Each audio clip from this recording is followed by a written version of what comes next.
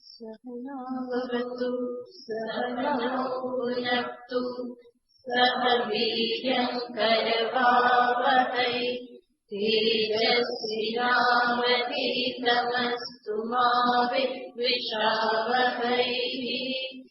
ॐ शान्ति शान्ति शान्तिः।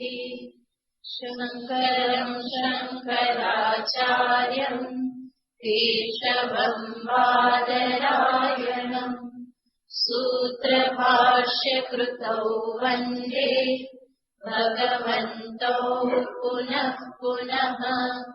ईश्वरो गुरुरात्मेति मूर्तिभेदविभागिने व्योमवद्व्याप्तदेहाय दक्षिणामूर्तये नमः। ॐ पार्थाय प्रतिबोधितां भगवता नारायणेन स्वयं व्यासेन कथितां पुराणमुनिना मध्ये महाभारतम् अद्वैतामृतवर्षिणीं भगवतीम् अष्टादशाध्यायिनीम् अम्ब त्वामनुसन्दधामि भगवद्गीते भवद्वेषिणीम्। यं ब्रह्मा वरुणेन्द्ररुद्रमरुतः स्तुन्वन्ति दिव्यैस्तवैः वेदैः साङ्गपदक्रमोपनिषदै गायन्ति यं सामगाः। ध्यानावस्थिततद्गतेन मनसा पश्यन्ति यं योगिनः यस्यान्तं न विदुःसुरासुरगणा देवाय तस्मै नमः। यस्यान्तं न विदुःसुरासुरगणा देवाय तस्मै नमः।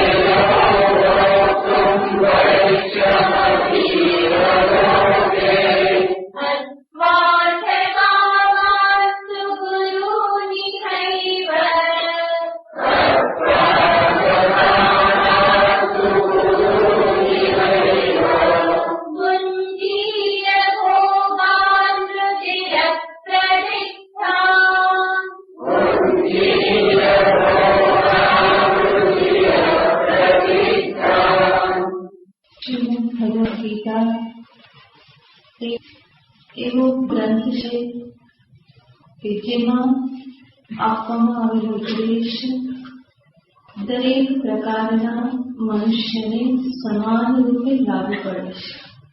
કોઈ પણ નાત જાત દેશના કોઈ પણ બંધન વગર સમસ્ત મનુષ્ય જાતિને માટે એમાં ઉપદેશ આપવામાં આવેલો છે. એટલું જ નહીં, આ ગીતાજી એક એવો ગ્રંથ છે કે જે દરેકને પ્રિય લાગે એવું છે. આપણને સ્વાભાવિક પ્રશ્ન થાય કે એવું શા માટે?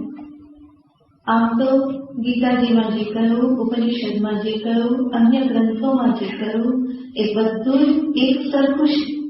વાત તો સમાન રૂપે કરવામાં આવેલી છે અને છતાં પણ ગીતા બધાને કે પ્રિય લાગશે એના માટેના બે કારણ છે. એક તો કારણ કે ગીતાનો ઉપદેશ આપનાર સાક્ષાત ભગવાન શ્રી કૃષ્ણચંદ્ર અને ભગવાન શ્રી કૃષ્ણચંદ્રના જીવનના સારરૂપ ગીતા શાસ્ત્ર છે અને એ કૃષ્ણચંદ્રના મુખેથી કહેવામાં આવેલી છે, માટે એમાં એક અનન્ય માધુર્ય ભરેલું છે. એટલું જ નહીં, કૃષ્ણે જેને ઉપદેશ આપ્યો છે એ અર્જુન કૃષ્ણનો પરમ સખા છે, પરમ ભક્ત છે અને એટલા માટે એના પ્રત્યેનું જે વાત્સલ્ય જે છે એ ગીતાના શબ્દમાં આપણને નીકળતું દેખાય છે. તો એક તો કારણ આ છે અને બીજું કારણ એ ગીતાજીના ગ્રંથમાં બીજો નાયક જે શિષ્ય રૂપે કે જે અર્જુન છે એ પણ બીજું કારણ છે. અર્જુન ગીતાજીમાં એક એવી વ્યક્તિ રૂપે આપણી સામે પ્રગટ થાય છે કે જે સ્વયં પોતાના જીવન સંગ્રામમાં મથામણ કરી રહે છે અને એક અત્યંત મૂંઝવણભરી સ્થિતિમાં મુકાયેલી વ્યક્તિ તરીકે અર્જુન આપણી સામે પ્રગટ થાય છે. ઉપનિષદનો શિષ્ય જે છે એ આપણને કોઈ કાલ્પનિક પાત્ર લાગે. નચિકેતાની વાત સાંભળીએ તો નચિકેતા તો ક્યાં પહોંચી ગયા? યમરાજા પાસે પહોંચી ગયા. આપણને થાય કે આપણું તો ગજું નહીં અને કદાચ પહોંચી શકીએ તોય તૈયારી કદાચ શક્તિ આપી દેવામાં આવે કે હું શક્તિ આપું છું, આવી જા મારી પાસે, જ્ઞાનનો ઉપદેશ આપું, યમરાજા બોલાવે તો પણ તૈયારી નહીં. એના કરતા કે બીજા ગુરુ શોધી લેશું, તમારી જરૂર એ કામ તો બીજાથી પણ થઈ શકે છે. તો નચિકેતા જેવો જે વિદ્યાર્થી જે શિષ્ય જે છે એ આપણને કોઈ એક કાલ્પનિક પાત્ર લાગે. ઉપનિષદનો શિષ્ય પ્રશ્ન પૂછે, હે ભગવાન, કસ્મિન્નો વિજ્ઞાતે સર્વમિદં વિજ્ઞાતમ ભવતિ. એવું કયું એક તત્વ છે જેને જાણી લેવાથી બધું જ જણાઈ જાય. પહેલા તો આપણને પ્રશ્ન સમજવામાં તકલીફ થાય કે આવું શું પૂછી રહ્યો છે. કેનોપનિષદનો શિષ્ય છે પૂછે છે, કેને શિતમ ભગતિ પ્રેષિતમ મનઃ. આ કોના વડે આ મન પ્રેરિત થઈ અને એ કાર્ય કરી રહેલું છે? જીવ પ્રથમ શ્વાસ ક્યારે લે છે? આપણને થાય કે આ પ્રશ્ન આપણને ક્યારેક થાય જ નથી અને આ પ્રશ્નનો જવાબ શું હોઈ શકે, પ્રશ્નનું તાત્પર્ય શું હોઈ શકે, એવી કોઈ સંભાવના આપણને ક્યાંય આપણી બુદ્ધિમાં દેખાતી નથી. આ બધાની સામે આપણે જોઈએ તો અર્જુન કેવા લાગે છે? એકદમ જ આપણા જેવા, કોઈ ફેર નહીં. અર્જુનને બધી તકલીફ થાય કે રડવા પણ લાગ્યા અને શોક થયો, હાથ પગ ધ્રુજવા લાગ્યા, શરીર કાપવા લાગ્યું, તાવ ચડી ગયો, જીભ તૂટવાઈ ગઈ. આવું બધું પણ થાય છે, મને થાય જ છે. એટલા માટે અર્જુન જે છે એ મને કેવા લાગે?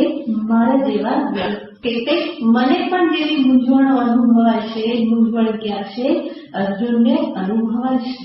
અને આટલા શોકગ્રસ્ત, આટલા મૂંઝવણ ભરેલી પરિસ્થિતિમાં મુકાયેલા હોવા છતાં એવા અર્જુનને પણ જો ભગવાને સ્વીકાર કરી જ્ઞાનનો ઉપદેશ આપ્યો હોય તો પછી મારી પણ અહીંયા ક્યાંક ચાન્સ તો ડૂબી શકશે. કારણ કે મને પણ બધું કેવું થાય છે?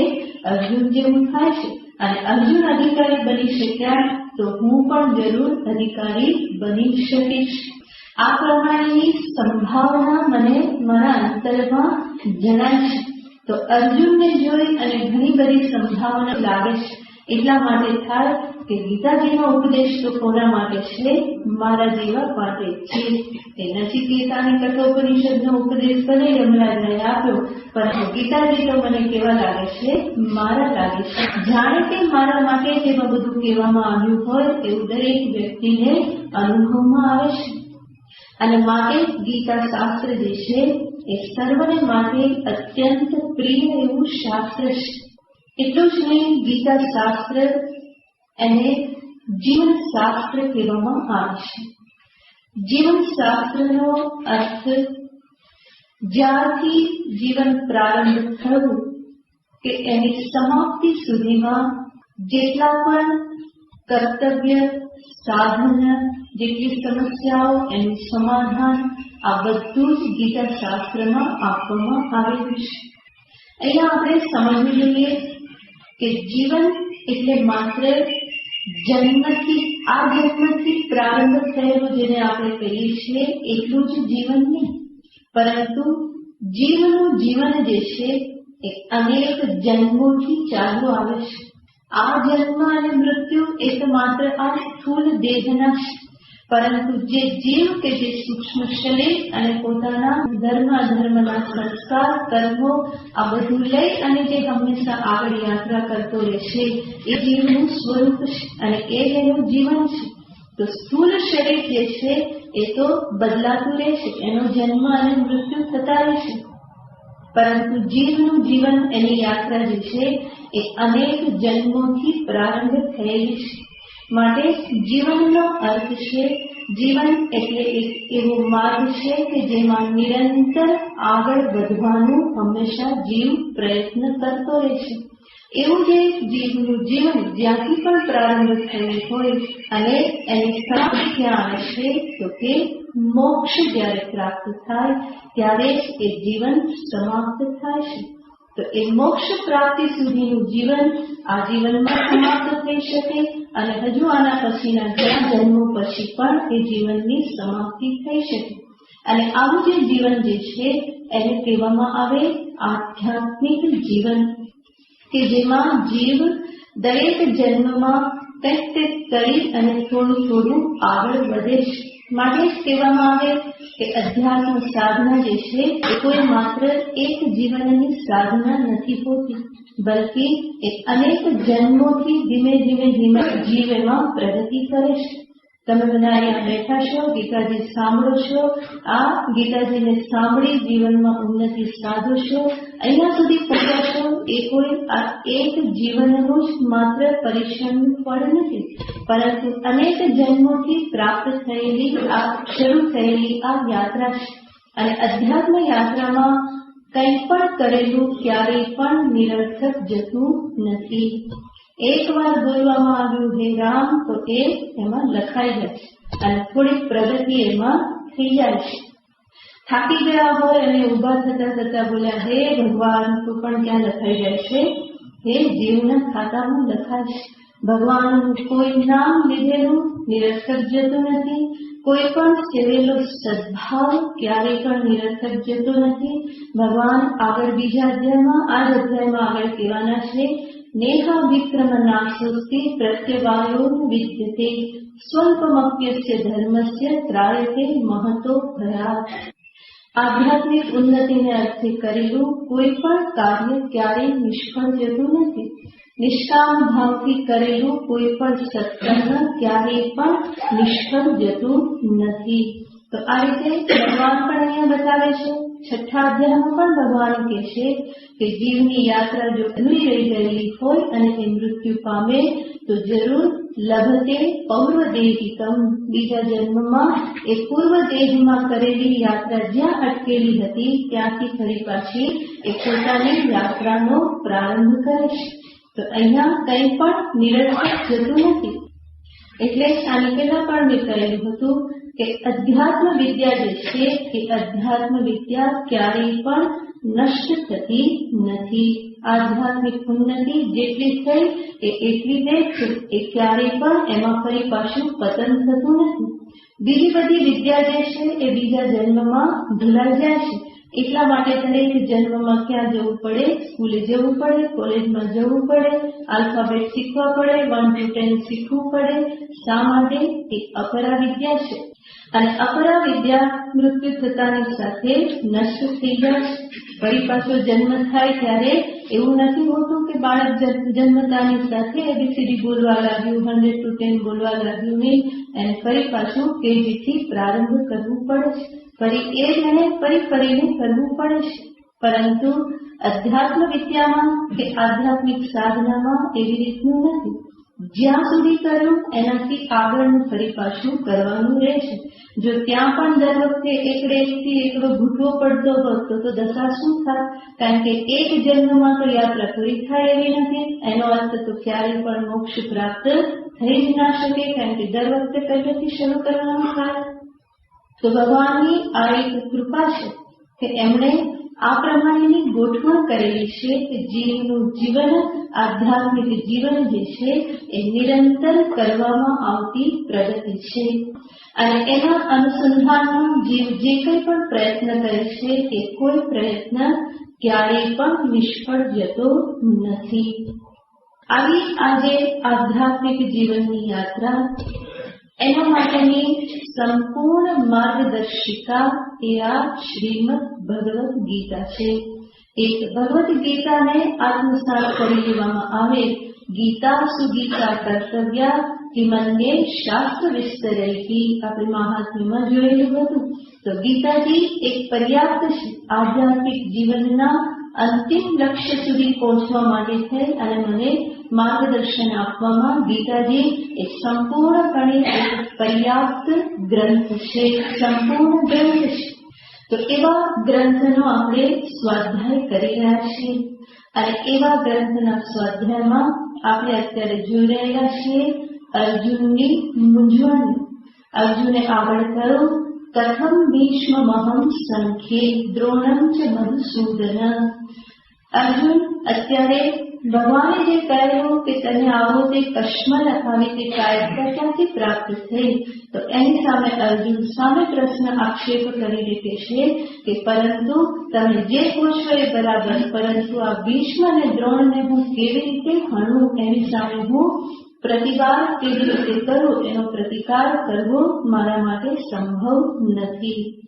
અર્જુનની મનોદશાનું આપણે અહીંયા અવલોકન કરીએ, નિરીક્ષણ કરીએ તો આપણને ખ્યાલ આવશે કે અર્જુન સર્વપ્રથમ આક્રોશ પ્રગટ કરે છે, પછી વિરોધ પ્રગટ કરે છે, પછી કહે છે કે હવે મને ખબર નથી પડતી કે હું શું કરું, અને પછી કહે છે કે હવે તમે મને કહો કે મારે શું કરવું જોઈએ. ધીમે ધીમે એની આંતરિક અવસ્થા જે છે એ બદલાતી જાય છે. ત્યાર કેવી છે તો કે નાક દબાય અને મોઢું ખુલે એના જેવું છે. અર્જુનનું ચારે બાજુથી જાણે કે નાક દબાઈ ગયું, કોઈ રસ્તો મળતો નથી, અને પછી છેલ્લે ભગવાનની શરણાગતિ સ્વીકારવામાં આવે છે. તો આગળના જે બે શ્લોક જે છે એમાં અર્જુને કહ્યું કે હું કોઈ રીતે ભીષ્મ અને દ્રોણની સામે પ્રતિકાર કરી શકું એમ નથી. સીધો એમની ઉપર પ્રહાર કરવો તો સંભવ જ નથી. એ મારા ઉપર બાણ ફેંકે તો એમના બાણના જવાબ રૂપે પણ બાણ ફેંકવા મારા માટે સંભવ નથી. એટલું જ નહીં, ભગવાન કે તું જો આવી રીતે પ્રતિકાર નહીં કરે અને યુદ્ધ નહીં કરે તો પછી તારો જીવન નિર્વાહ કેવી રીતે થશે? તો અર્જુન કહેશે કે હું તો શું કરીશ, ભિક્ષા માંગીને જીવન નિર્વાહ કરી લઈશ, મારે યુદ્ધ કરવું નથી. ગુરુન હત્વા મહાનુભાવાન વૈક્ષ્યમ ભોક્તુમ અપી ઇહ લોકે. એ વધારે સારું છે કે છે ગુરુને ન મારીને ભિક્ષાટન કરી અને જીવન વ્યતીત કરી લેવું આજે આ ભૂમિ ઉપર એ હું વધારે શ્રેયસ્કર માનું છું. તો અર્જુને પોતાનો મત, પોતાની ઈચ્છા, પોતાનો વિચાર જે છે એ ભગવાનની સામે પ્રગટ કરી દીધો કે પોતે શું માને છે. ભગવાનને પહેલા પૂછવા કરતા કે ભાઈ આપનું શું કહેવું છે, એની પહેલા અર્જુને શું કહી દીધું, પોતાનું જે કહેવાનું છે, પોતાની જે ઈચ્છા જે છે એને સામે રાખી દીધી કે મારો તો વિચાર આવો છે કે ભિક્ષા માંગીને જીવન વ્યતીત કરી લેવું એ મારા માટે વધારે શ્રેયસ્કર છે. આ રીતે જ્યારે અર્જુન પોતાની વાતને ભગવાન સમક્ષ રજૂ કરે છે ત્યારે ભગવાન એકદમ શાંતિથી સાંભળી રહેલા છે. કોઈ પણ પ્રકારના પ્રતિકાર વગર, પ્રતિભાવ વગર ભગવાન એકદમ જ મૌન સાથે, એકદમ જ બ્લેન્ક ફેસ સાથે ભગવાન સાંભળી રહેલા છે. અને એટલા માટે અર્જુનને થયું કે હવે મારે આજે દિશા જે છે એ કંઈક મારે બદલવી પડશે. કારણ કે અર્જુનને ધીમે ધીમે સમજાવવા લાગ્યું કે હું કંઈક કદાચ બફાઈ રહ્યું છે, મારા વડે ન બોલવાનું એવું કંઈક હું બોલી રહ્યો છું. કારણ કે કૃષ્ણ એકદમ ચૂપ છે. એને કદાચ કૃષ્ણને આટલા ચૂપ જીવનમાં ક્યારેય પણ જોયા નહીં હોય. કારણ કે કૃષ્ણ મોટે ભાગે પાંડવો ઉપર જ્યારે મુશ્કેલી આવી પહોંચી ગયા અને પાંડવોના પૂછ્યા પહેલા એમને કેટલા બધા સમાધાન એમને એ આપી દેતા હોય છે. જ્યારે અહીંયા અર્જુન જાણે છે કે પોતે કૃષ્ણને કેટલો પ્રિય છે અને દરેક મારા જીવનની સમસ્યાઓમાં કૃષ્ણએ કેવો સાથ આપેલો છે, ક્યારેય પણ આવી ચૂપકીદી કે આવું મૌન સેવેલું નથી. જ્યારે અત્યારે હું આટલી ભયંકર મૂંઝવણમાં છું, આટલી વિકટ પરિસ્થિતિમાં છું, મારા હૃદયની વાતો હું એમની સામે ઠાલવી રહેલો છું અને છતાં પણ કૃષ્ણ અત્યારે કેવા છે, ચૂપચાપ ઉભેલા છે, કોઈ પ્રતિભાવ આપતા નથી. અને એટલા માટે અર્જુનને અંદરથી ધીમે ધીમે સમજાવવા લાગ્યો કે હું જે રીતે અત્યારે વાત કરી રહ્યો છું, કેવી રીતે વાત કરી રહ્યા છે તો કે આ જ સાચું છે. હું તો ભિક્ષા માંગીને જીવન વ્યતીત કરી રહીશ, શુદ્ધ તો કરવું જ નહીં જોઈએ, ગુરુઓની હત્યા તો નહીં કરવી જોઈએ. જે છે તે આ પ્રમાણે હું માનું છું. હવે અર્જુનને થયું કે આવી રીતે એકદમ જ પોતાના ખ્યાલને, પોતાની માન્યતાને એકદમ જ ભગવાનની સામે કહી દેવી કે હું તો આમ જ કરીશ એ યોગ્ય છે ને, એવું અર્જુનને લાગવા માંડ્યું. માટે હવે અર્જુન થોડા ઢીલા પડે છે અને આવો આક્રોશ કે વિરોધ કે પોતાના મતને બતાવવાની જગ્યાએ હવે પછીના શ્લોકમાં અર્જુન થોડા ઢીલા થઈ અને કૃષ્ણની સામે એક સંશય રજૂ કરે છે કે આ યુદ્ધ કરવું યોગ્ય છે કે નહીં એ મને સમજાતું નથી. પહેલા તો શું હતું, યુદ્ધ કરવું યોગ્ય નથી, માટે હું યુદ્ધ કરીશ જ નહીં. અને હવે અર્જુન શું કહે છે, આ યોગ્ય છે કે નહીં એ અમને ખબર પડતી નથી. શું કરવું, શું સારું છે એ મને ખબર પડતી નથી. એ પ્રમાણે આગળના શ્લોકમાં અર્જુન કહે છે, ન ચૈતદ્વિદ્મ કતરન્નો ગરીયો, ન ચૈતદ્વિદ્મ કતરન્નો ગરીયો, યત્વા જયમય દિવાનો જરીયો, યત્વા જયમય દિવાનો જરીયો, યાની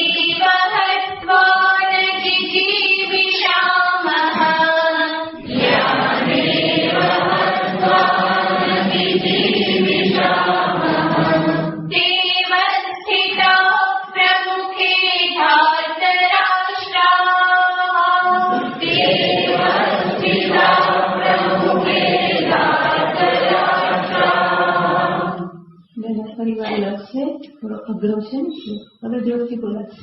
ન ચૈતદ્વિદ્મ કતરન્નો ગરીયો, ન ચૈતદ્વિદ્મ કતરન્નો ગરીયો, યત્વા જયમય દિવાનો જરીયો, યત્વા જયમય દિવાનો જરીયો, યાનેવ હત્વા ન જીવિષામઃ, યાનેવ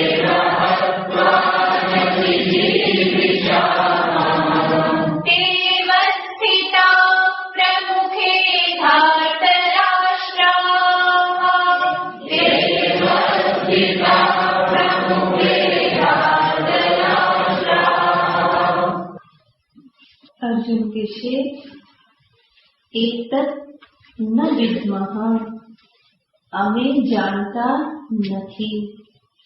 કતરત નહ ગરીયઃ, નહ એટલે અમારા માટે, કતરત ગરીયઃ આ બેમાં અમારા માટે વધારે સારું શું છે એ અમે જાણતા નથી.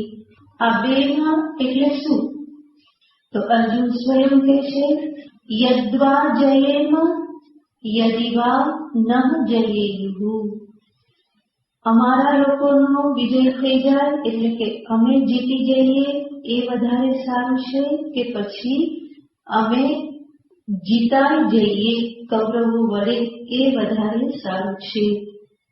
યદ્વા જયેમ, વયમ જયેમ અમે જીતીએ એ વધારે સારું છે કે પછી નહ જયેયુઃ અમે કૌરવો વડે જીતાઈ જઈએ એટલે કે અમે હારી જઈએ. તો અમારો વિજય થાય એ અમારા માટે વધારે શ્રેયસ્કર છે કે અમારો પરાજય થાય એ અમારા માટે વધારે કલ્યાણકારી છે. એતત વયમ ન વિદ્મઃ, આને અમે જાણતા નથી. એટલું જ નહીં, યાનેવ હત્વા ન જીવીષામઃ, જે લોકોને મારીને અમે જીવવાની પણ ઈચ્છા ન કરીએ એવા બધા ધૃતરાષ્ટ્રના પુત્રો આ બધા સામે અવસ્થિતાઃ ઉભેલા છે. તો શરૂઆતમાં તો થોડો સંશય બતાવ્યો, ફરી પાછું શું અર્જુન કહી દેશે? આ સામે બધા એ જ ઉભેલા છે કે જેને જીત્યા પછી અમને જીવવાની ઈચ્છા થશે નહીં. એનો અર્થ ફરી છેલ્લે પોતાની ઈચ્છા એ બતાવી દેશે કે માટે શું ના કરવું જોઈએ. તો આ બધું જે ધીમે ધીમે પાછળથી કહેવામાં આવે એ રીતે અર્જુન ભગવાનની સમક્ષ વ્યક્ત કરે છે. આજે અર્જુન અહીંયા જે વાત કરે છે એના પરથી અર્જુનનો જરૂર એક વિશેષ ગુણ પ્રગટ થાય છે. યદ્વા જયેમ યદિમાનો જયેયુઃ, આ બેમાંથી અમારા માટે કયું શ્રેષ્ઠકર છે આજે અર્જુન પૂછે છે. એનાથી અર્જુનનો એક વિશેષ ગુણ પ્રગટ થાય છે કે અર્જુન જરૂર એવા વ્યક્તિ છે કે જે કોઈ પણ કાર્યમાં પ્રવૃત્ત થતા પૂર્વે પૂર્ણ વિચાર કરે છે. એકદમ જ આંધળુક્યા કરી અને કાર્યમાં પ્રવૃત્ત થઈ જતા નથી. અને આ એક ઉત્તમ ગુણ છે. આપણા શાસ્ત્રમાં પણ કહેવામાં આવ્યું છે કે કોઈ પણ કાર્ય જ્યારે શરૂ કરો તો એની પૂર્વે કેટલીક બાબતોનો વિચાર કરી લેવો જોઈએ.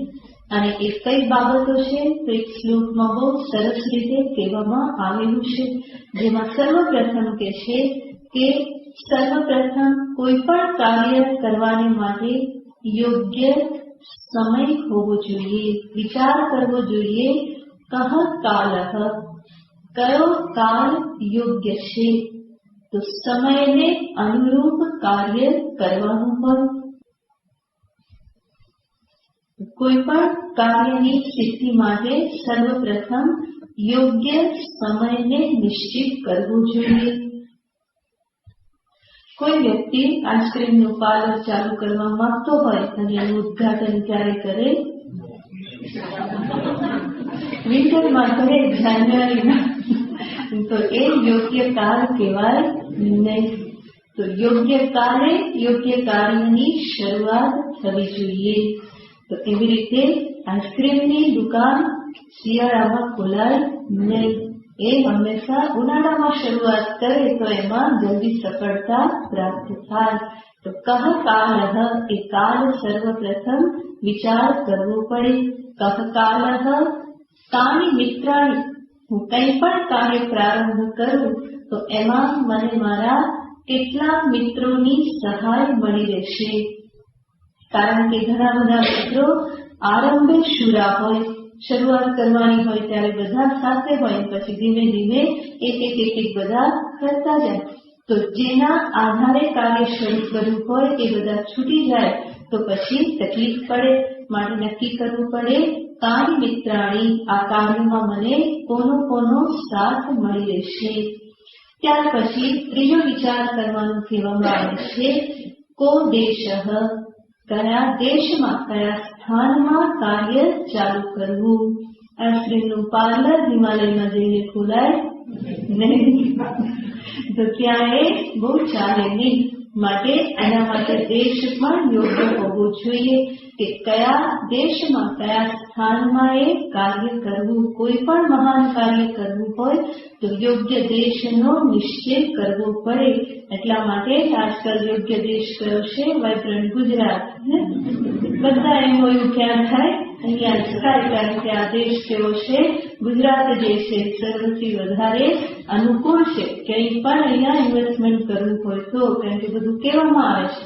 તો એ યોગ્ય દેશનો વિચાર કરી અને બધા ક્યાં નક્કી કરે છે? ગુજરાત. તો એ વિચાર થવો જોઈએ કે કયા દેશમાં કાર્ય પ્રારંભ કરવું. તો કો દેશ. પછી આગળ વિચારવાનું કહેવામાં આવે છે કૌ વ્યયાગમો, એમાં કેટલો ખર્ચ થશે અને કેટલી આવક થશે.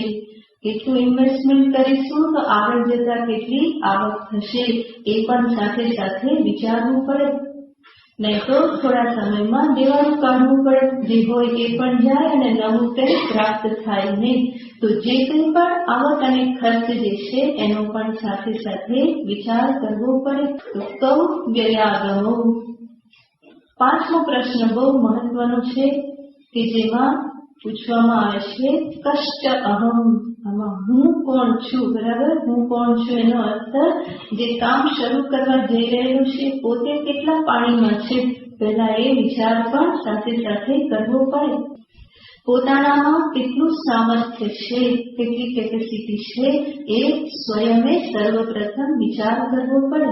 સામર્થ્ય ન હોય અને એનાથી વિપરીત કંઈક ધંધો શરૂ કરી દે તો એમાં એ આગળ વધી શકે નહીં. માટે પહેલા વિચારવું પડે કષ્ટ અહમ.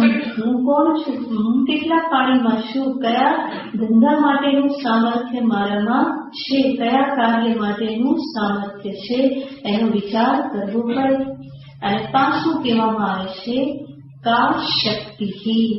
આમાં મારી શક્તિ મને કેટલી પ્રાપ્ત થશે? જે કંઈ પણ આવશ્યકતા છે એમાં મેં શક્તિ કા, મારી શક્તિ એટલે કે મારી આર્થિક સામાજિક જે કંઈ પણ સ્થિતિ એના આધારે મારી શક્તિ કેટલી છે એનો હું વિચાર કરું. તો આ બધા જ વિચાર જે છે કે છે આ બધું ચિંતન મુહુર્મુહુ. કોઈ પણ મહાન કાર્યનો પ્રારંભ કરતા પહેલા આ બધાનો વારંવાર વિચાર કરવો પડે. અર્જુન પણ એટલા માટે જ આ બધા વિચાર કરી રહેલા છે કે યુદ્ધ જે કે અત્યારે મહાન કાર્ય છે. આવું જે મહાન કર્મ એમાં પ્રવૃત્ત થવાનું હોય તો જરૂર ઘણો બધો વિચાર કરવો પડે. તો અર્જુન પણ અહીંયા વિચાર કરી રહેલા છે કે અમે જીતીએ તો એમાં કલ્યાણ વધારે છે કે અમે હારી જઈએ તો એ અમારા માટે વધારે કલ્યાણકારી છે. અહીંયા આપણે અર્જુન જે અહીંયા પૂછી રહ્યા છે એના અનુસંધાનમાં વિચાર કરીએ કે અર્જુન આ યુદ્ધ કરી અને હારી જાય તો શું સ્થિતિ થાય અને જીતી જાય તો શું સ્થિતિ થાય. કારણ કે તો જ બંને પલ્લાનું આપણે સમજી શકીએ કે કયામાં વધારે લાભ છે અને તેમાં નુકસાન છે. કારણ કે અર્જુન એ જ અહીંયા પૂછી રહેલા છે યદ્વા જયેમ યદિવાનો જયેયુહુ. અમે જીતીએ કે અમે જીતાઈ જઈએ. જીતાઈ જઈએ અર્જુનને જો એવું લાગે કે અમે જીતાઈ જઈએ એટલે કે કૌરવો જીતી જાય, કૌરવો અમને પરાજય આપે, કૌરવો જીતી જાય એમાં જો અમારું કલ્યાણ હોય તો. અર્જુન આવો શબ્દ શા માટે વાપરે છે? કારણ કે અર્જુનને ખબર છે કે વાસ્તવમાં તો કૌરવ અમને જીતી શકે એમ નથી, પરંતુ જો ખરેખર કૌરવો જીતે એમાં જ બધાનું કલ્યાણ હોય તો અમે કૌરવો વડે જીતાઈ જઈશું. આ કેવી સ્થિતિ છે? મેચ ફિક્સિંગ થઈ ગયા. જીતાઈ જઈએ. વાસ્તવમાં તો જીતે એ કોઈ જીતી શકે એમ નથી, પરંતુ શું અમે જીતાઈ જઈએ. બરાબર રમીએ નહીં અને પરિણામે શું થઈ જાય? સામો પક્ષ જીતી જાય. મને બે ચાર શબ્દો જ ખબર હોય તો પહેલેથી ફિક્સ. તો અર્જુન પણ કહે છે એટલે અર્જુન એવું નથી કહેતા કે અમે જીતી જઈએ કે કૌરવ જીતી જાય. કૌરવ જીતી જાય એવું લાગતું જ નથી, પરંતુ એ શું કહે છે અમે જીતા જઈએ. એટલે કે ચાલે અમે એવું રમીએ કે જેથી કરીને વિજય કોનો થઈ જાય? કૌરવોનો થઈ જાય. કારણ કે અર્જુનને પોતાના વિજયમાં કોઈ શંકા નથી. યુદ્ધમાં પ્રવૃત્ત થતા પૂર્વે અને ભગવાન વેદવ્યાસના આશીર્વાદ મળેલા છે, બલરામજીના આશીર્વાદ મળેલા છે, સાક્ષાત દુર્ગા દેવીએ પ્રગટ થઈને એને આશીર્વાદ આપેલા છે. અને દુર્ગા જયારે આશીર્વાદ આપે તો પછી કોઈ શંકાને તો સ્થાન જ નથી.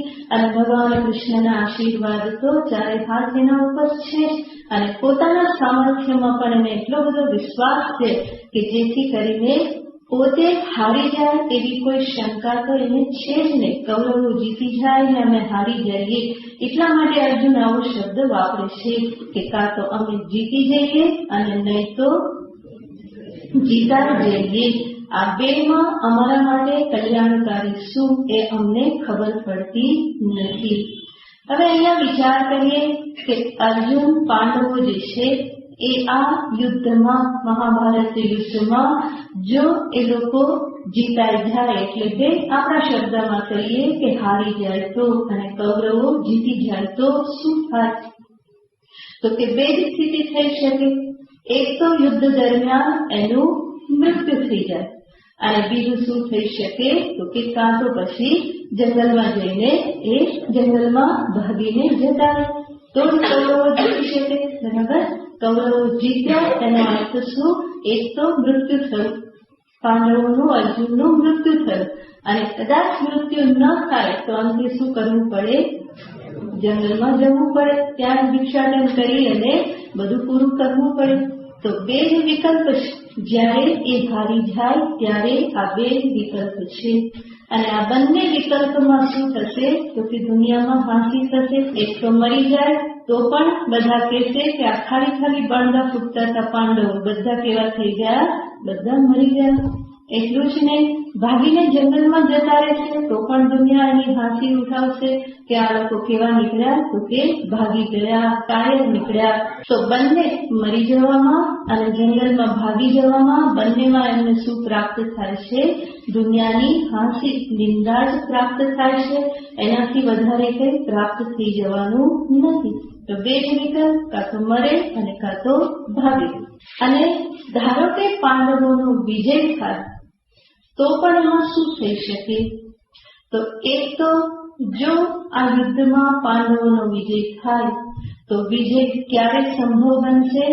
જ્યારે ભીષ્મ, દ્રોણ આદિની હત્યા કરવામાં આવે તો ત્યારે એમનો વિજય સંભવ બને. અથવા તો બીજું શું થઈ શકે? આ ભીષ્મ અને દ્રોણ જે છે એની હત્યા કરે તો વિજય સંભવ બને. અને એની હત્યા કરી અને પાંડવો જ્યારે વિજય પ્રાપ્ત કરે તો એમના વિશે શું કહેવામાં આવશે? ગુરુઓની હત્યા કરી. એ રીતે એ લોકો નિંદાને પાત્ર બનશે. માટે જીત્યા પછી પણ જો જીવતા રહેશે તો શું સાંભળવું પડશે? દુનિયા તરફથી નિંદા, ફાંસી, એને દુનિયા તરફથી નિંદા, તિરસ્કાર એમને પ્રાપ્ત થશે. ધારો કે અર્જુન એવું કે કૌરવોને આ રીતે જીતી લઈએ, ભીષ્મ દ્રોણની હત્યા કરી નાખીએ અને પછી શું કરીએ? અમે પોતે અમારા ઉપર જ બાણ ચડાવીને પોતાની પણ શું કરી નાખીએ? હત્યા કરી નાખીએ. તો વિજયનું પરિણામ શું આવ્યું? મૃત્યુ. બરાબર? આગળ પણ શું આવ્યું? તો મૃત્યુ. એનાથી વધારે આગળ વિચાર કરીએ તો જો પાંડવો આ પ્રમાણે ગુરુઓની હત્યા કરી અને રાજગાદી બધું મેળવી લે તો એક તરફ તો એમને કહેવામાં આવશે કે આ બધા કેવા નીકળ્યા? રાજ્યના લોભી નીકળ્યા. અને એના પરિણામે ગુરુઓની એમને હત્યા કરી. અર્જુન એવું વિચારે કે ચલો આ પ્રમાણે હત્યા કર્યા પછી પોતાની હત્યા ન કરીએ, પરંતુ શું કરીએ? ગુરુઓ, બાંધવોની હત્યા કરી એના પ્રાયશ્ચિત્ત માટે ફરી પાછા ક્યાં જતા રહીએ? જંગલમાં જતા રહીએ. તો બંને સરખું થયું. જ્યારે હારે ત્યારે પણ શું કરવાનું રહે? કાં તો મૃત્યુ થાય અને નહીં તો જંગલમાં ભાગવાનું રહે. અને જીતે પછી પણ બે જ વિકલ્પ છે. ગુરુઓની હત્યા કર્યા પછી પોતે પણ મૃત્યુને વરી લે અને ન વરે તો પ્રાયશ્ચિત્ત કરવા માટે ક્યાં જતા રહે? જંગલમાં જતા રહે. તો બંને પલ્લા સરખા થઈ ગયા. એ હારે તો પણ બે જ વિકલ્પ, મૃત્યુ અને જંગલ. અને જીતે તો પણ કયા વિકલ્પ રહેશે? મૃત્યુ અને જંગલ. તો આ જે બંને વિકલ્પ જે છે, યથવા જઈએ અમે જીતી જઈએ અથવા તો જીતાઈ જઈએ. આ બંનેમાં સરવાળે મને તો શું દેખાય છે? બંનેમાં સરખું જ દેખાય છે. અને એટલા માટે ભાગીને જંગલ જવું, પ્રાયશ્ચિત કરવા માટે જંગલમાં જતા રહેવું, એના કરતા તો શ્રેષ્ઠ શું છે? અત્યારે યુદ્ધ કર્યા વગર જ હું ક્યાં જતો રહું? જંગલમાં જવું અને ભગવાનનું નામ લઈને પુણ્ય કમાઈ લઉં, આ બધા પાપથી હું બચી જઉં. તો અંદર તો અર્જુનને એવું લાગે છે, પરંતુ બહાર પ્રગટ કરતા નથી, કારણ કે હવે બીક લાગે છે. એને થયું કે એક વખત તો કૃષ્ણએ ચાક થમાયા છે અને મને કઈ અસર થઈ નથી, અને હવે ફરી પાછું જાઉં સીધું કહું કે હું જંગલમાં જતો રહું અને આ યુદ્ધ ન કરું તો હવે કૃષ્ણ શું કરશે ખબર નથી. માટે સીધું કહેતા નથી, પરંતુ આડકતરી રીતે ભગવાનની સમક્ષ વ્યક્ત કરે છે કે આ બે માંથી શું અમારા માટે કલ્યાણકારી છે એ અમને ખબર પડતી નથી. મોટે ભાગે મનુષ્યનો સ્વભાવ આ પ્રકારનો જ હોય છે. એને જે બે વિકલ્પ દેખાતા હોય એમાંથી કોઈક એક તો એને નક્કી કરી જ લીધેલો હોય, અને પાછી કોઈની પાસે પૂછવા જાય ત્યારે શું હંમેશા ઈચ્છતો હોય છે? કોના ઉપર સિક્કો મારવામાં આવે? જે મેં નક્કી કર્યો છે એ આવે ત્યારે પૂછે એવી રીતે, આ કરું કે તે કરું? તમે કહેશો એમ જ કરીશ, પણ હજુ તો અમે કેવા જઈએ ત્યારે શું કહી દે, મેં આમ વિચાર્યું છે. એટલા માટે પછી અમારે શું કહેવાનું રહે? બરાબર છે. તો ઘણી વખત મારી પાસે આવે કે આ બાબાનું નામ રાખવું છે, તમે આપો. પછી નામ આપવાનું હોય તો થોડોક વિચાર કરવો પડે ને. તો વિચાર કરું એટલી વાર માં કે આ 2-3 વિચારી રાખ્યા છે અમે. એટલે પછી હું કહું કે સારું બતાવો કયા 2-3 વિચાર્યા છે. પછી એ જે 2-3 થયા એમાંથી ફરી પાછો જો વિચાર કરતી હોય ત્યાં શું કે પણ આ અમને બધાને ગમે છે. તો પછી કહેવાનું શું હોય? આવ્યા તો સૂત્ર. તો જે ગમે છે એના ઉપર સિક્કો બનાવવા, તમે કહી દો કે આ છે, અને અમે સમજી જઈએ. આવે ને ત્યારથી જ એ મુખના વર્તારા ઉપર ખબર પડી જાય કે શું છે. એટલા માટે પછી વિશેષ કોઈ મહેનત કરીએ નહીં, ખાલી વિચારવામાં થોડો વધારે સમય લઈએ તો ખબર હોય કે હમણાં આવશે સામે. તો મોટે ભાગે મનુષ્યનો સ્વભાવ આવો છે. પોતે જે નક્કી કર્યું હોય એમાં કોઈ હાજી હા પુરાવો, અને ખાસ કરીને જયારે મોહાંત હોય, પોતાની કોઈ માન્યતા હોય, ખ્યાલ હોય ને એને પકડીને બેઠેલો હોય ત્યારે તો માત્ર એ સિક્કો મરાવવા જ માંગતો હોય, પરંતુ શરૂઆત કેવી રીતે કરે? આ પણ છે. આપણા અર્જુનભાઈ આપણને જ પ્રગટ કરે છે. એટલે અર્જુન કહે છે કે ન વિદ્મઃ, અમે જાણતા નથી. પોતાનું અજ્ઞાન જે છે એ વ્યક્ત કરે છે. અમે જાણતા નથી કે અમે જીતીએ એ સારું કે કૌરવો જીતી જાય અમને જીતી લે એ વધારે સારું. અને આટલું કહે અને ફરી અર્જુન શું કહે છે? અમે જીતી જઈએ તો પણ આ બધાની હત્યા કરીને અમે જીવવાની ઈચ્છા રાખીશું નહીં. આનો આડકતરી રીતે અર્થ શું થયો? અમારે જીતવું નથી એનો અર્થ યુદ્ધ કરવું નથી, અને માટે જતો રહો. બરાબર? તો આ આડકતરી રીતે કહેવાની આ રીત છે. તો અર્જુન શરૂઆતમાં વિકલ્પ બતાવે છે કે આ બે માંથી કયું સારું એમ અમને ખબર પડતી નથી. અને એટલું જ નહીં, યાનેવ હત્વા ન જીજી વિષામ, જેની હત્યા કરીને પછી અમે જીવવાની પણ ઈચ્છા રાખીએ નહીં, એવા બધા ધાતરાષ્ટ્રા, ધૃતરાષ્ટ્રના આ બધા પુત્રો જે છે એ પ્રમુખે અવસ્થિતા, આ સૈન્યની પ્રથમ હરોળમાં જ પ્રમુખમાં જ એ બધા ઉભેલા છે. તો એ બધાને હણીને તો અમે જીવવાની પણ ઈચ્છા કરીશું નહીં. એનો અર્થ યુદ્ધ કરીને તો અમારી પાસે કયો વિકલ્પ રહેશે? એક જ, યુદ્ધ કરીને શું કરવાનું? મરી જવાનું. જ્યારે યુદ્ધ નહીં કરીએ તો કેટલા વિકલ્પ રહેશે? જીવશું પણ ખરા, કદાચ મરી જઈએ તો કઈ વાંધો નહીં, પણ જીવશું તો પણ જંગલમાં જઈને આરામથી તો જીવીશું. તો યુદ્ધ નહીં કરીને કદાચ જીવન બની રહેશે, પરંતુ યુદ્ધ કર્યા પછી જીતીશું તો શું થશે? અમે મરવાની જ ઈચ્છા કરીશું, ન જીતી વિષયમાં જીવવાની ઈચ્છા અમે રાખીશું નહીં. આવી રીતે કહીને અર્જુન ફરી આડકતરી રીતે શું કહી દેશે? માટે શું કરવું જોઈએ? યુદ્ધ કરવું જોઈએ નહીં, કારણ કે જીતવાથી પણ કઈ ફાયદો દેખાતો નથી. તો યુદ્ધ કરીને જીતવાથી અમારી પાસે એક મૃત્યુરૂપ જ વિકલ્પ છે, જ્યારે યુદ્ધ ન કરીને જીવનરૂપી વિકલ્પ પણ છે. જંગલમાં જઈ અને ભગવાનનું નામ લઈ અને જીવીશું, જપ કરીશું, તપ કરીશું અને જીવનને પૂર્ણ કરી દઈશું. તો આ કરી રીતે અર્જુન કહે છે કે આ અમને કેવું લાગે છે? વધારે શ્રેયસ્કર. બોલ્યા તો નહીં કે આ વધારે સારું લાગે છે, પરંતુ એમણે કહી તો દીધું કે કહેવાનું હતું એ. આવું જયારે અર્જુને કહ્યું તો હજુ પણ ભગવાન તો કેવા છે? ચૂપચાપ છે, કઈ બોલતા નથી. એટલી હદ સુધી કૃષ્ણ શાંત છે કે અર્જુનને શંકા થઈ જાય કે હું આ બોલું છું એ સાંભળે છે કે નહીં. આપણને પણ ઘણી વાર એવું થાય, આપણે કઈ વાત બહુ જોરદાર રજૂ કરતા હોઈએ, કારણ કે અર્જુન અહીંયા બહુ સ્પષ્ટતાથી પોતાની વાત રજૂ કરવાનો પ્રયત્ન કરી રહેલા છે. કેટલા બધા એંગલથી વાત કરે છે, અને સામે કૃષ્ણ જે છે એ સ્થિત પ્રજ્ઞની જેમ ચૂપચાપ ઉભેલા છે. આપણે કઈ વાત કરતા હોઈએ, સામે વ્યક્તિને આપણું હૃદય આપણે સમજાવવા માટે પ્રયત્ન કરતા હોઈએ, અને સામે વ્યક્તિ એમનામ જ ઉભી રહે, કઈ એક્સપ્રેશન ના હોય, મુખ ઉપર ચૂપ હોય, તો આપણી દશા કેવી થાય? આપણે એને ઢંઢોળી નાખીએ કે સામે છે કે નહીં છે. હું શું કહું છું?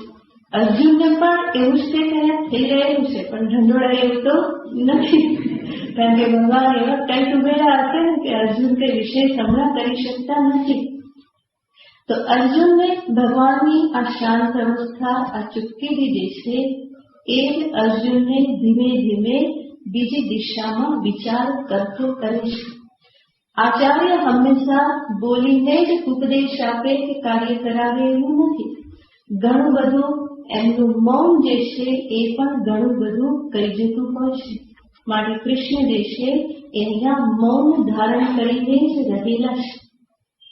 અર્જુનને સ્પષ્ટ રૂપે હવે એવું દેખાયું કે આ યુદ્ધ કરવું કે ન કરવું એને કંઈ ખબર પડતી નથી.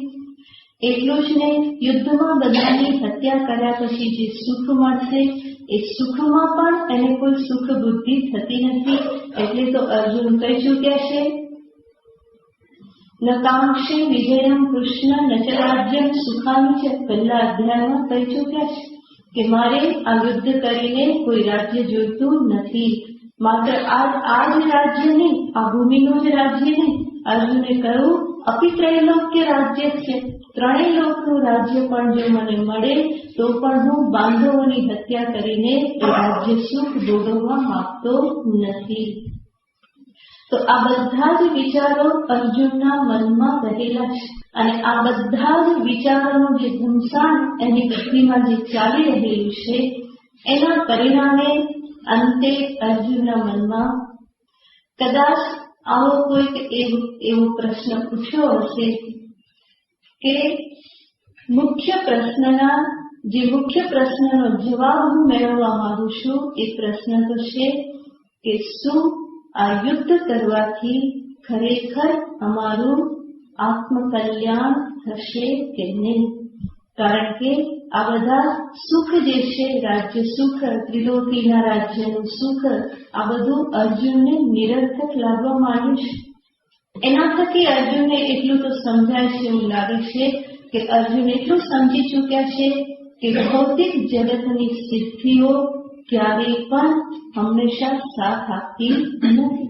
અર્જુન અત્યારની પોતાની અવસ્થાથી જ સમજી શક્યા હશે કે મેં કેટલા વિજયો પ્રાપ્ત કર્યા, કેટલી સંપત્તિ પ્રાપ્ત કરી, કેટલી નામના, કેટલો યશ, પ્રસિદ્ધિ બધું જ પ્રાપ્ત કર્યું, અને છતાં પણ અત્યારે મારી કઈ દશા થઈ છે એ અર્જુન જાણી રહેલા છે. તો અર્જુનનું આજે બધું મનોમંથન, એના પરિણામે એના અંતરમાં આ પ્રશ્ન જરૂર હવે ઉઠી શકે કે ખરેખર એવી કઈ વસ્તુ છે કે જેને હું પ્રાપ્ત કરું તો આ શોક જે છે, દુઃખ જે છે, એમાંથી હું હંમેશા માટે છૂટી જઉં. તો આ યુદ્ધ જે છે, શું ખરેખર યુદ્ધ કરવાથી મારું આત્મકલ્યાણ થશે અથવા તો ખરેખર યુદ્ધ કરવાથી શું મને કોઈ કલ્યાણનો માર્ગ મળશે ખરો કે જેના ઉપર ચાલી અને અંતે હું એવી એક સ્થિતિ પ્રાપ્ત કરું કે જ્યારે ક્યારેય પણ ફરી પાછી આવી શોકની અવસ્થા મને સ્પર્શ કરે નહીં. તો જરૂર એને અંદરના મનોમંથન ચાલ્યું છે. એવી કે કઈ વસ્તુ હજુ મારી પાસે ખૂટે છે કે જેના પરિણામે મારે આવું શોકથી, દુઃખથી ગ્રસ્ત થવું પડ્યું. એવી તે કઈ વસ્તુ છે કે જે હજુ ખૂટે છે.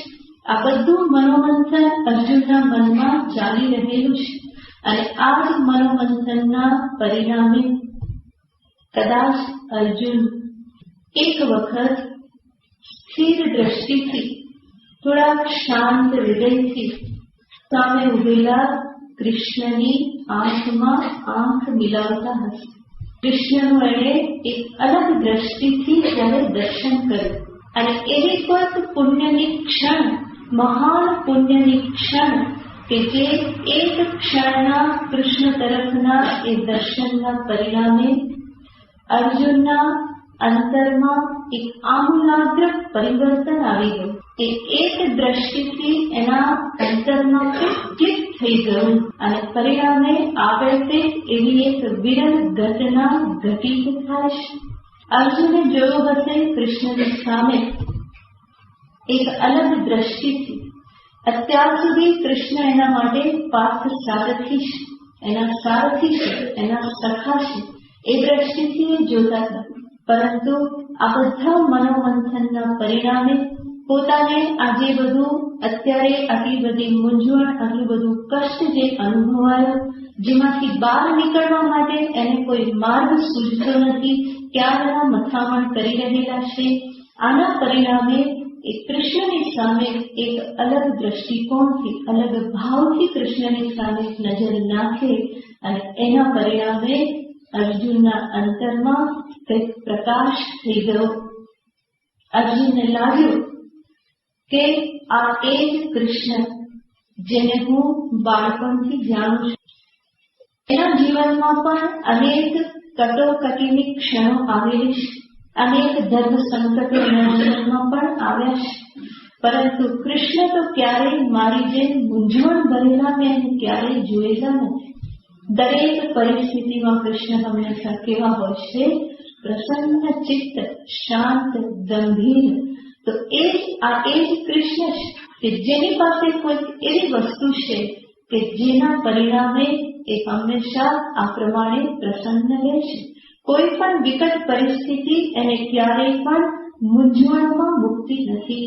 એટલા માટે આપણે પણ જયારે શાસ્ત્રમાં જોઈએ તો શાસ્ત્રમાં ક્યારેય એવો વર્ણન આવતો નથી કે ભગવાન કૃષ્ણ માથું પકડીને બેસી ગયા, એ મૂંઝાઈ ગયા કે એમને ખબર નથી પડતી કે હવે શું રસ્તો કાઢવો. આવું ક્યારેય પણ એમના જીવનમાં આપણને જોવામાં આવતું નથી. તો અર્જુનને પણ ક્લિક થયું કે આ એ જ કૃષ્ણ જેને હું જોતો આવ્યો છું, જરૂર એની પાસે, મારી પાસે જે છે એના કરતા કંઈક વિશેષ છે અને જે વિશેષ જે છે એ જો મને મળી જાય તો હું પણ કેવો થઈ જાઉં?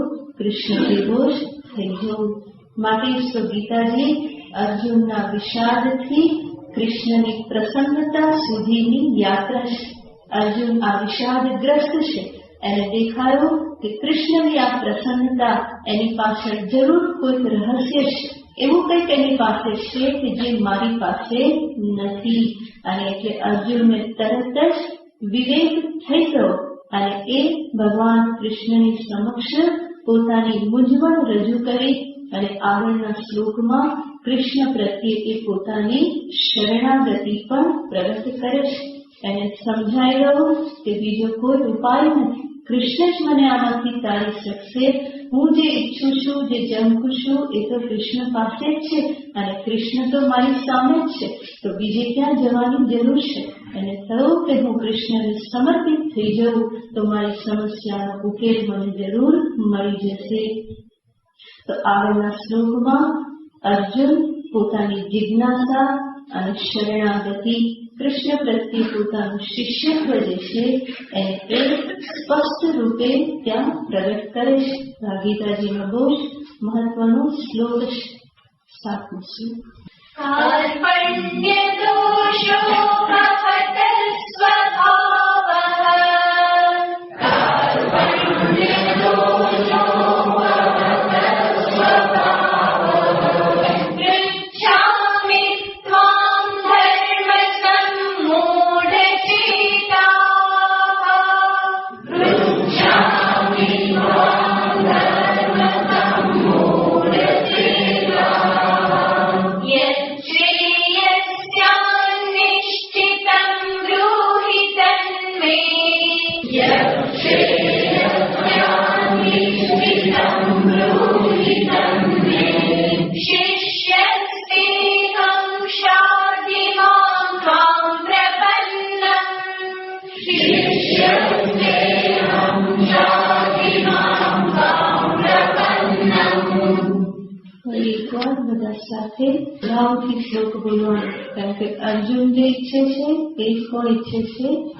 આપણે ઈચ્છે છીએ. એટલે ભગવાનને બહુ જ અંતરના ભાવથી કહીએ કે પ્રભુ, હું આપનો શિષ્ય છું, મને અર્જુન સમાન માની અને મારા કલ્યાણનો માર્ગ મને બતાવો. બધા એક સાથે ભાવથી ખુલ્લા વચ્ચે બોલો. કાર્પણ્ય દોષો ભવત સ્વભાવઃ પૃચ્છામિ ત્વાં ધર્મ સમ્મૂઢચેતાઃ યચ્છ્રેયસ્યાન્નિષ્ઠિतं બ્રૂહિ તન્મે શિષ્યસ્તેહં શાધિમાં ત્વાં પ્રપન્નં. અર્જુનને પોતાની મર્યાદાનું ભાન થઈ ગયું. પોતે જીવનમાં જે ઝંખી રહ્યો છે અને એ પ્રાપ્ત કરવામાં પોતે જે પ્રયત્ન કરી રહેલો છે એ પૂરતા નથી એવું અર્જુનને ભાન થયું. પોતાના જીવનનું લક્ષ્ય અને એ લક્ષ્ય પ્રાપ્તિમાં પોતાની મર્યાદાનું જ્યારે ભાન થાય ત્યારે જ જીવ કોઈની મદદ લેવાને માટે તૈયાર થાય છે. પોતાનું અભિમાન જે છે એ બીજાની મદદ લેવામાં હંમેશા આડું આવતું હોય છે. એટલા માટે સાધકનું પ્રથમ લક્ષણ ભગવાન કૃષ્ણ સ્વયં બતાવવાના છે. અમાનિત્વમ, માનિત્વનો અભાવ, અભિમાનનો અભાવ. એ અભિમાન શિથિલ થાય તો જ કોઈકનું શરણ શોધવાની ઈચ્છા થાય, કોઈની મદદ લેવા માટેની ઈચ્છા થાય, અંતરથી પ્રાર્થના થાય. તો અર્જુનને આ સમજાઈ ગયું કે આ મહાન વિકટ પરિસ્થિતિ, આ ધર્મ સંકટમાંથી કૃષ્ણ સિવાય બીજું કોઈ ઉગારી શકે એમ નથી. હજુ તો આગળ સુધી અર્જુનની સ્થિતિ હતી, આ બેમાંથી શું સારું અમે જાણતા નથી.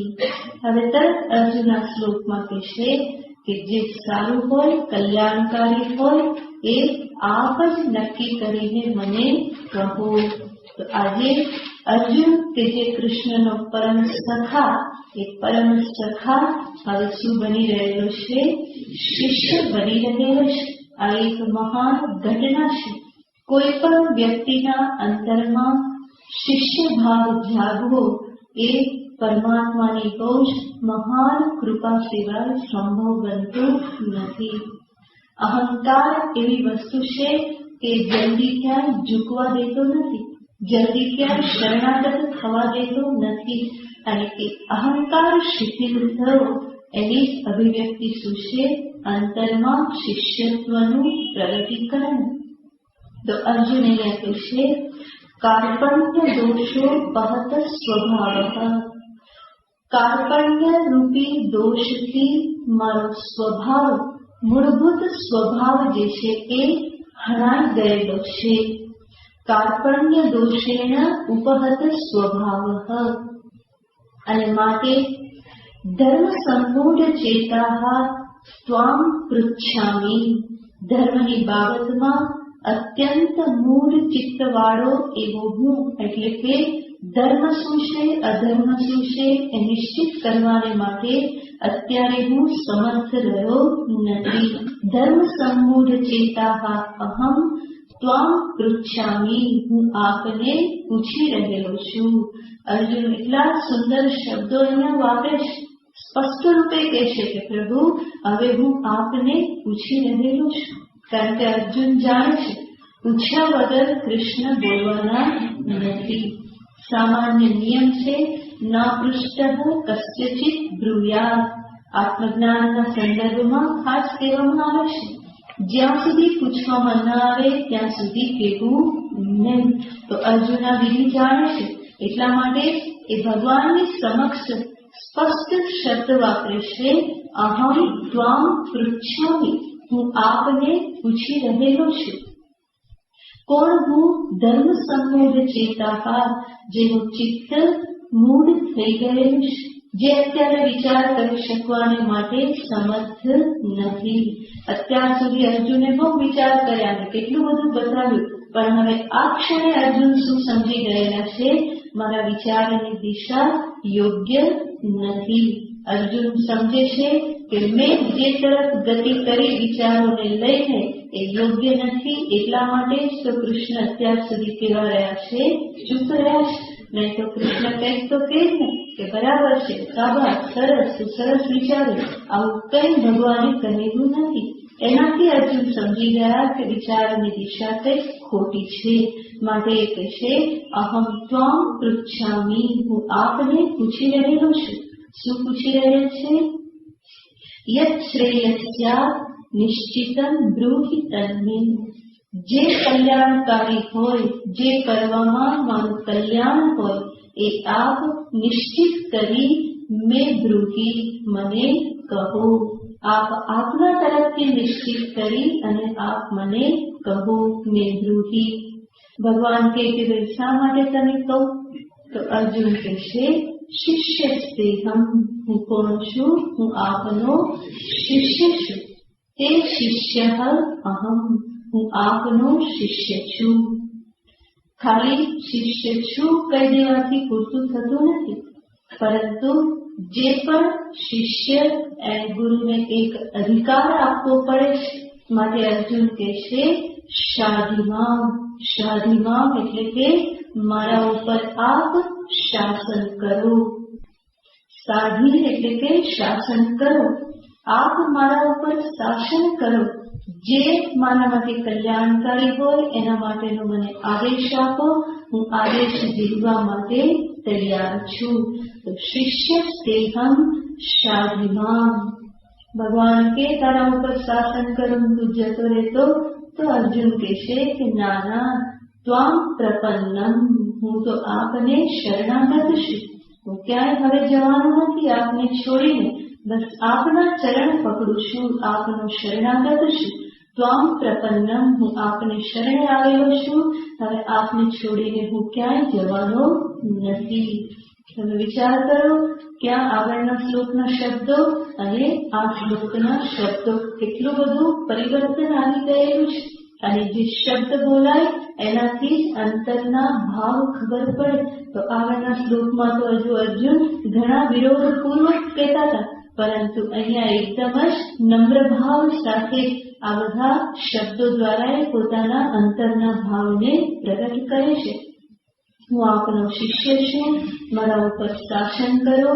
હું આપનો શરણાગત છું, આપની શરણાગતિ સ્વીકારું છું, આપના ચરણ પકડું છું. હવે મારી જીવન નૌકા આપને આધારે જ આગળ વધવાની છે.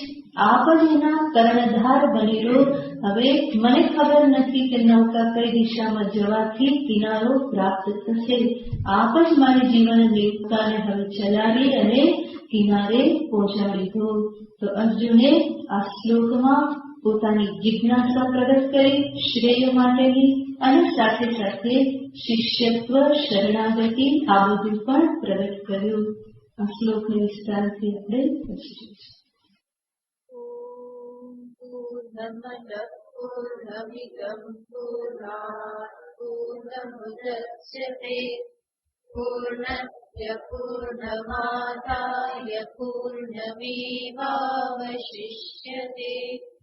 ॐ शान्ति शान्ति शान्तिः। हरिः ॐ श्रीगुरुभ्यो नमः।